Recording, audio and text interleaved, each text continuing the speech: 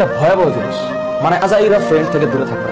Lifeless কিছু পোলাপান আছে যাদের কথাবার্তার মধ্যে এই বন্ধু জানাস ওই হয়েছে সেই হয়েছে, কার জীবনে কি হয়েছে, নিজের জীবনের খবর নাই, নিজের ঘরের খবর নাই, নিজের লেখাপড়া ঠিক নাই, আছে খালি চল চল এটা করি সেটা করি এই সেই। নো, হ্যাঁ, অলওয়েজ মাথায় রাখবা দুষ্ট গরুর চেয়ে শূন্য গোয়াল ভালো। জীবনে অযাচিত ফ্রেন্ডের দরকার নেই। কোনো ফ্রেন্ড না থাকলে একাই 100। আর যদি ফ্রেন্ড একটা মনের মতো পাও, পৃথিবীটাকে মনের মতো হয়, মনের মতো করে নিতে হয়। হ্যাঁ, তুমি তোমার নিজের দিকে খেয়াল রাখো। বাই চান্স তোমার যদি ফ্রেন্ড কন্টিনিউ করার বা ফ্রেন্ডশিপ বজায় রাখার ক্ষমতা থাকে, অটোমেটিক তোমার লাইফের সাথে কিছু মানুষ জুড়ে যাবে। ভালো ফ্রেন্ড হচ্ছে জীবনের জন্য একটা ব্লেসিং। যদি না থাকে কষ্ট পাও না, যদি থাকে আলহামদুলিল্লাহ। কিন্তু আইডেন্টিফাই করে অসৎ সঙ্গ যেন না থাকে, অপ্রয়োজনীয় কোনো সম্পর্ক, আল্লাহর ওয়াস্তে সম্পর্ক, রিলেশনশিপ।